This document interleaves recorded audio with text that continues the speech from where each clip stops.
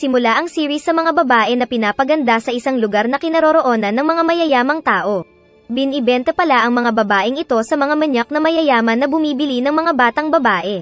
Ngunit hindi nila inaasahan na ang ikalawang magandang babae na binibenta doon na nagkakahalaga ng $10 million ay may misyon doon.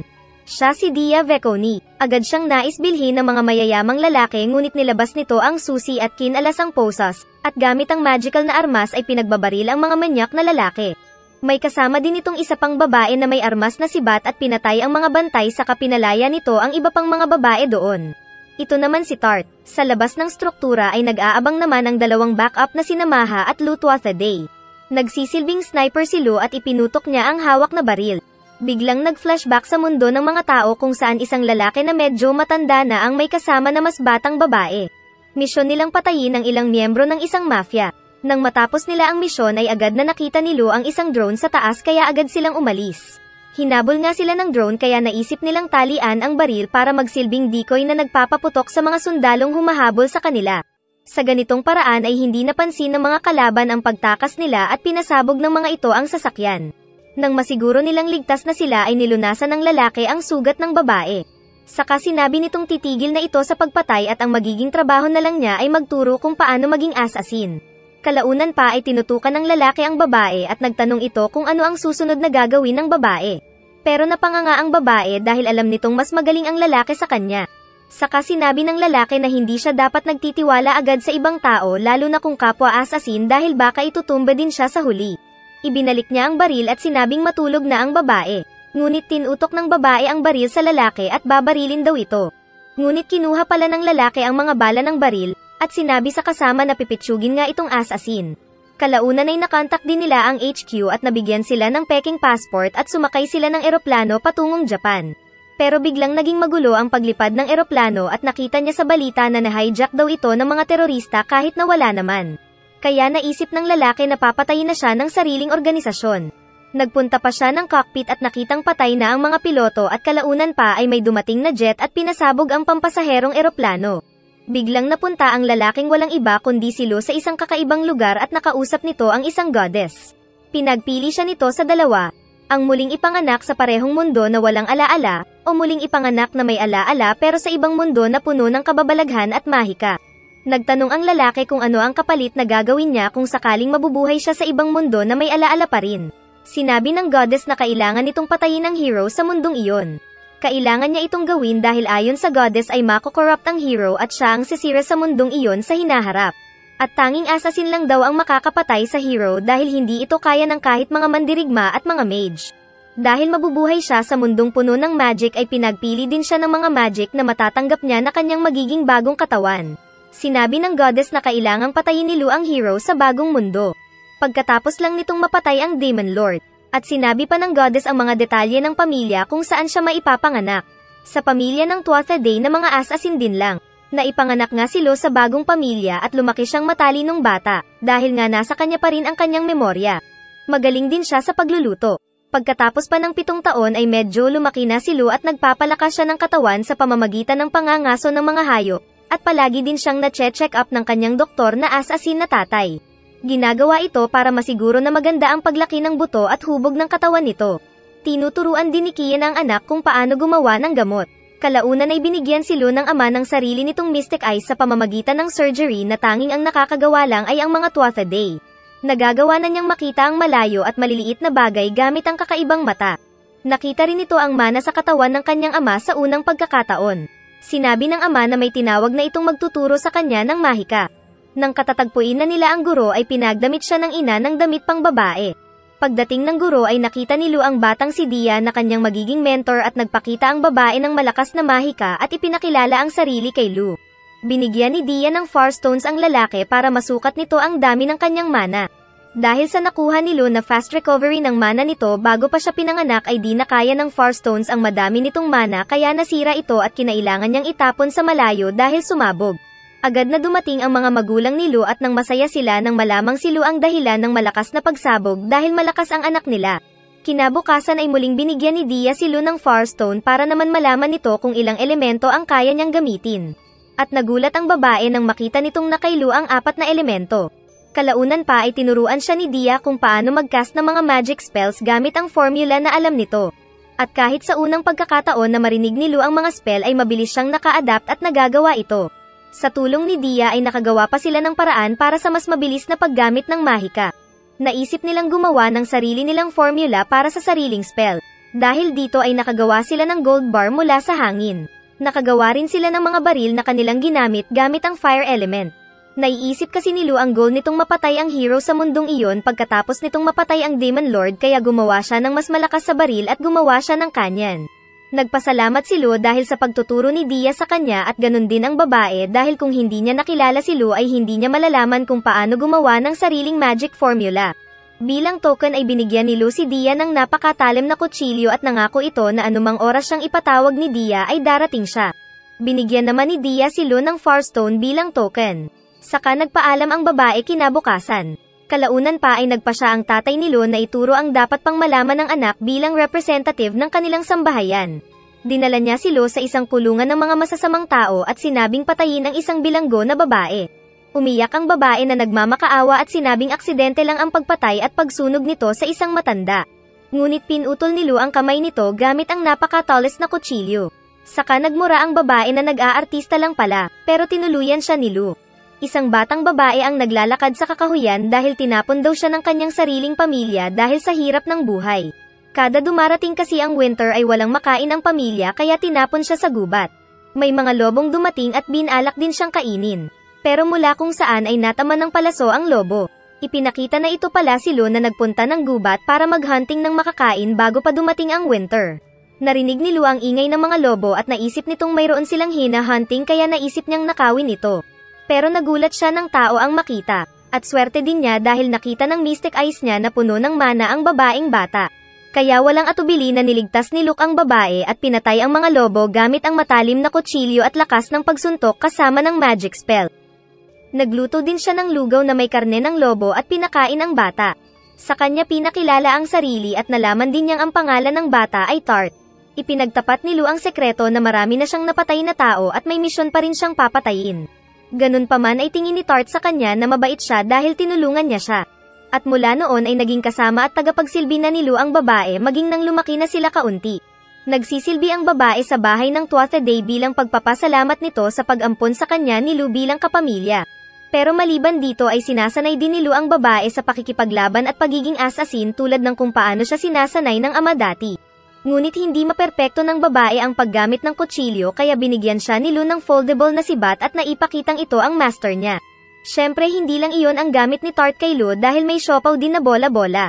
Naipakita rin na hindi lang si Lu ang pinadala ng misteryosang goddess sa mundong kinaroroonan ni Lu ngayon dahil may mga nauna pa sa kanya. Ang isang sundalo ay naging mataba at hindi ginawa ang misyon. Ang isa namang samurai ay nasunog at namatay. Sa paglipas ng taon ay nagawa na pala ni Lu na makopya ang Farstone na binigay ni Dia sa kanya noong mas bata pa sila. At nakagawa siya ng marami dito at dito niya iniipon ang kanyang mga mana nang sa ganon ay mas ma-master pa niya ang unlimited mana. Minsan ay pinatawag siya ng ama para mag-report at dito ay nakumpirma nila na hindi isang spy ng ibang grupo si Tart. Nagtataka kasi sila noong una dahil sa panahon na naghahanap sila ng taong marami ang mana, ay sakto namang nakita ni Lu ang babae at sa nasasakupan pa nila. Sinabi ng ama na para maging ganap na family member na Twatha Day si Lu ay kailangan niyang labanan ang kanyang ama. Manalo man o matalo ay kailangan lang niyang ipakita ang kanyang napag-aralan bilang isang assassin. Naglaban nga sila sa gitna ng dilim at dito ay maraming beses na muntik mahuli si Lu. Nagtaka siya dahil kahit na marami na siyang experience bilang isang assassin sa kanyang dating buhay ay nahihirapan pa rin siya sa pagtalo sa ama. Nasaktan ang kanyang mga paa pero agad niya itong nilunasan gamit ang magic. Naisip niyang kabisado ng tatay ang galaw ng katawan ng isang tao dahil nga magaling na doktor ito. Hindi lang yung doktor na taga-reseta ng gamot.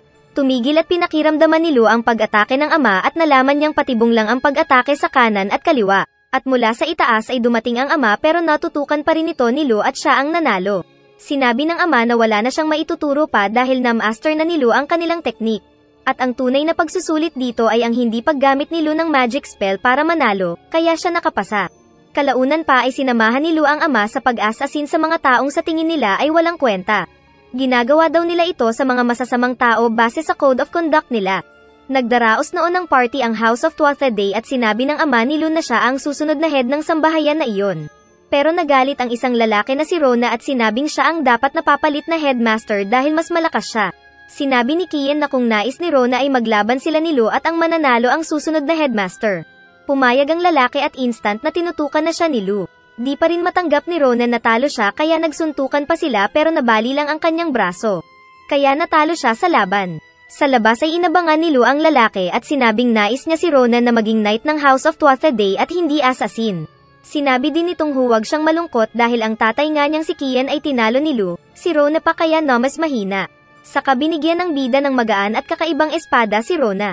Pumayag naman si Rona sa nais ni Lu at nangakong magsisilbi ito para sa bida pag naging headmaster na siya. Dahil kailangan niyang magpanggap na anak ng isang merchant na kaibigan din ng Tuatha Dé ay nagpalit ng anyo at pangalan si Lu bilang si Ilag Balor. Ipinakita naman ang mga batang kalye na walang mga magulang na nagtatrabaho bilang mga tourist guide. Isa sa kanila si Maha. Namumuhay silang tahimik at masaya kahit na ganun lang ang sitwasyon nila. Minsang umuulan ay nag-uusap sila tungkol sa kanilang magiging buhay sa hinaharap, nang biglang may mga grupo ng lalaki na dumating at sinabing nakita nila ang pinagkukunan nila ng pagkain. Ito naman yung mga POSD doon hihihi. Pinaghuhuli sila ng mga lalaki kahit sinubukan nilang lumaban at tumakbo. Pagkatapos ay saka sila dinala sa isang orphanage kung saan pinamumunuan ng lalaking nagngangalan na Torren. Doon ay pilit silang nakulong sa orphanage at pinagtrabaho ng puwersahan at binubugbog pag umaangal. Maging ang pagkain nila ay mas kakaunti at hilaw kaysa sa dati nilang kinakain noong tourist guide pa lang sila. Pero hindi pa pala ito ang gamit nila sa orphanage dahil isang lalaki ang dumating para bumili at nagbayad ng bag ng barya. Kinagabihan ay pinaliguan at pinag-ayos nila si Aoife na pinakamatanda sa kanila. Saka isinakay sa isang karwahe patungo sa dako doon, kasama ng Master Thorin na ang pagngiti ay ngiti ng maitim ang budi. Pagbalik ni Aoife ay naiyak ito, dahil sa dangal na kinuha ng mga taong kahit ilang beses pamaligo, ay madumi pa rin dahil sa ugali. Nagpaulit-ulit ang pangyayari at maging ang mga mas bata ng magreklamo ay tinusok na rin. Kaya ang naisip na solusyon ng isa ay sirain ang mukha. Minsan ay narinig ni Maha na nais daw siyang ibenta ni Torren, dahil nagdadalaga na rin siya at maganda pa. Kaya mahal ang presyo, kaya agad na tumakbo ang dalagita bago pa madumihan ang dangal at binalak sirain ang mukha. Ngunit biglang nagpakita si Lu at sinabing hindi ang pagsira ng mukha ang solusyon sa problema. Nagpunta si Lu sa orphanage at binili si Maha ng maraming ginto.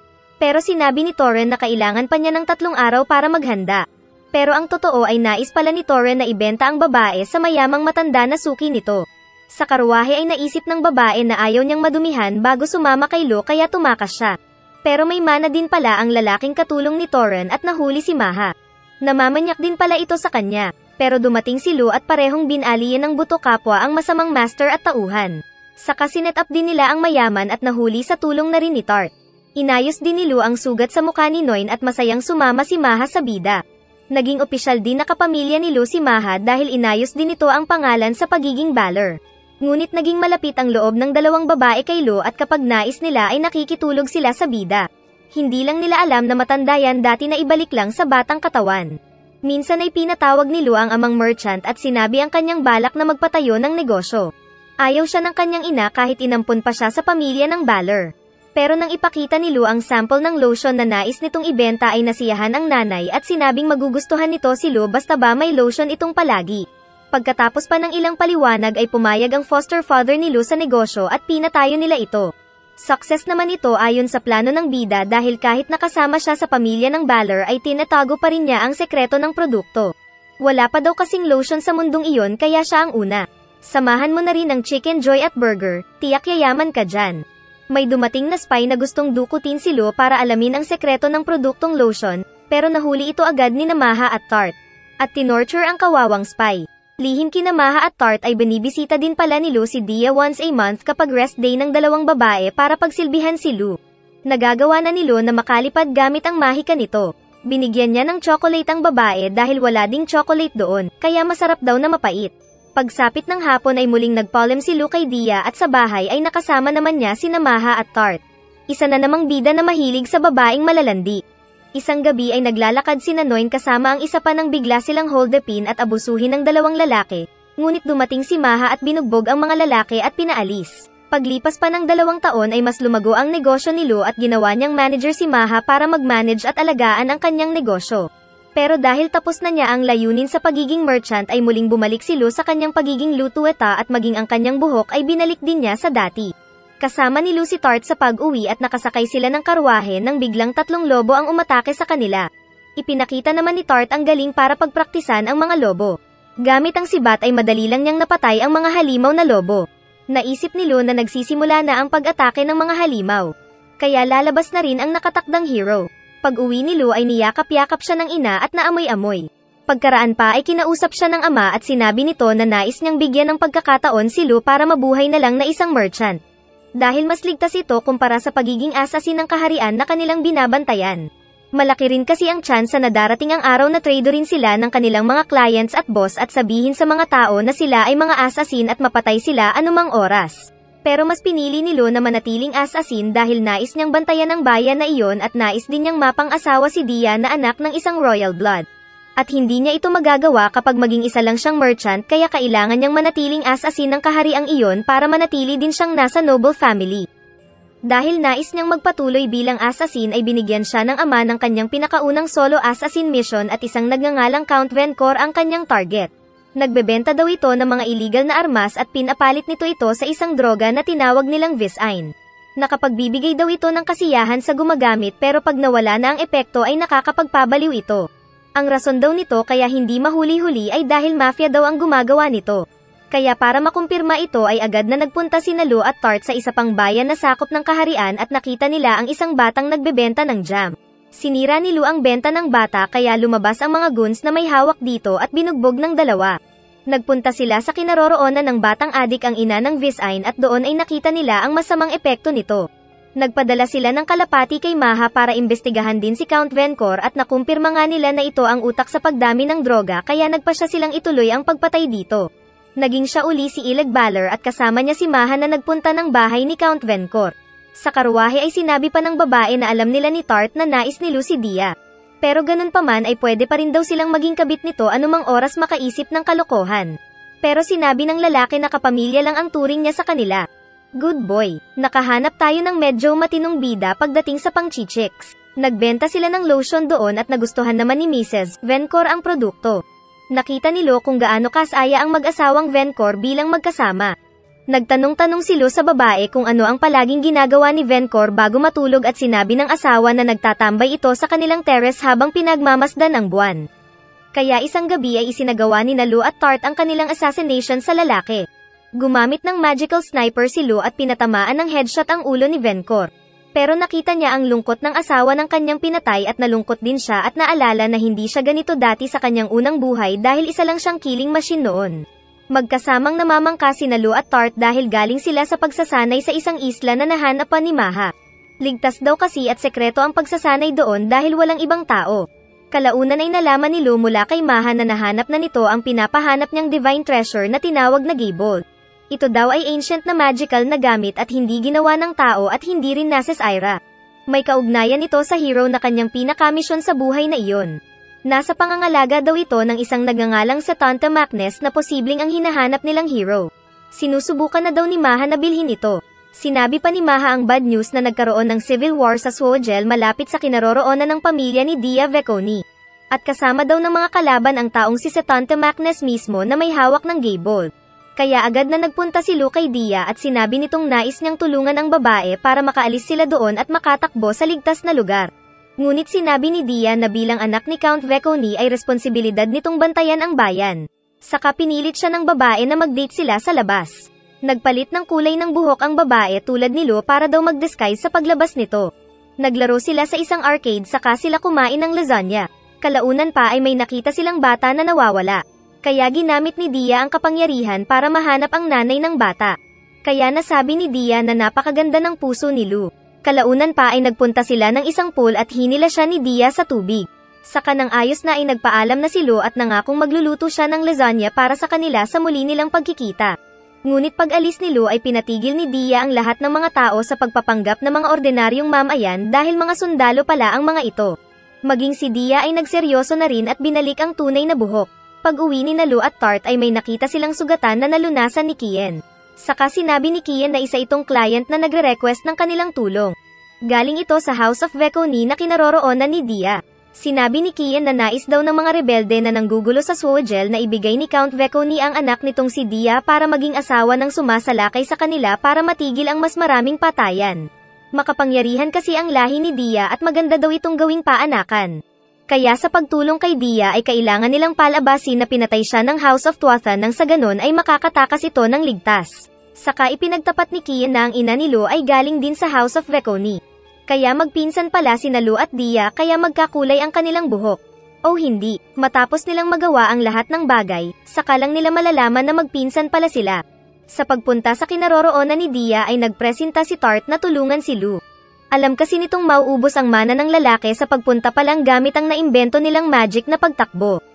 Kaya gamit ang mana ni Tart ay tinakbo nila ang daan patungo sa kinaroroonan ni Dia. Napagtanto na ni Tart na niligtas lang siya noon ni Lu dahil sa marami niyang mana at dahil kailangan siya nito. Ngunit masaya pa rin siyang pagsilbihan ang lalaki kaya ginawa ang makakaya para maihatid ang lalaki. Hanggang sa maubos ang kanyang mana kaya sila natigil. Nagpasalamat ang lalaki at saka iniwan na niya si Tart para iligtas ang mahal na pinsan.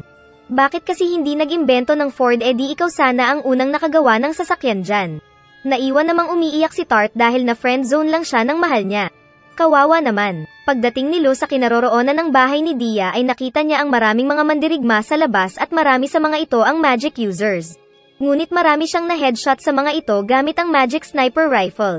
Lumaban naman ang mga sundalo at natunto nila agad ang pinagtataguan niya kaya napagtanto ni Lu na gumamit si Dia ng baril para depensahan ang sarili.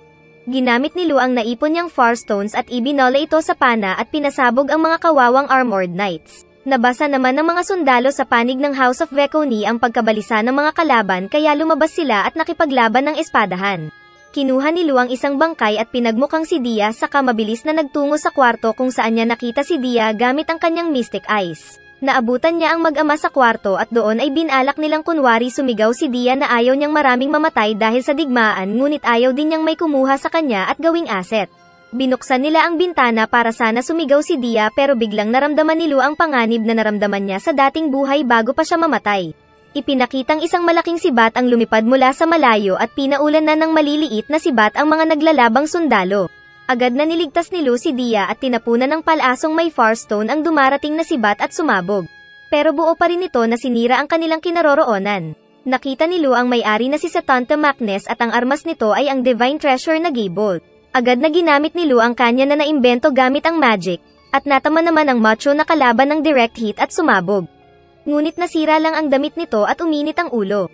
Pero sinabi nito kay Lu na para maiwasan pa ang pagdanak ng dugo ay pwede naman silang maglaban ng one-on-one at pag nanalo si Lu ay aalis na sila doon at hindi nagagambalain pa ang Swojel kahit kailan. Hindi rin daw pwedeng tumakas ang lalaki dahil baka mabaliw lang si Setanta at patayin ang lahat doon. Naisip ni Lu na si Setanta na nga ang posibleng hero na misyon niya at naisip niya rin ang kaligtasan ni Dia. Kaya pumayag ito na makipaglaban sa maskuladong kalaban na ang Mahika ay Berserk. Bago pa nito ay may pinalutang na magical na bagay si Lu at nagbibilang siya ng ilang segundo. Kasabay nito na nilalapitan nila ang excited na kalaban dahil unang beses daw nitong makakita ng taong posibleng makapagpasaya sa kanya sa laban. Para makakuha pa ng ilang segundo ay sinabi ni Lu na pa-atresin ni Setanta ang kanyang mga kawal para hindi sila mamatay sa kanilang paglalaban, at ginawa naman ito ng kalaban.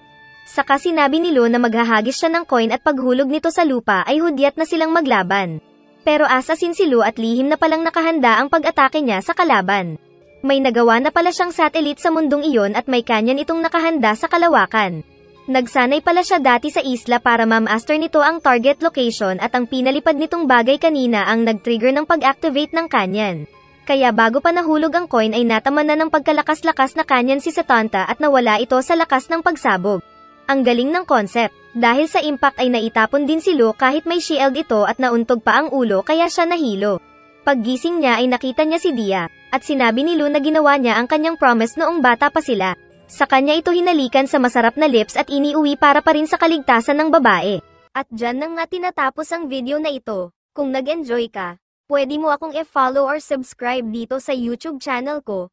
Lahat ng anime na mapapanood mo ay libre lang, kaya dapat naka-follow or subscribe ka sa channel ko para lagi kang updated sa mga bagong paparating na i-upload ko. Salamat and enjoy!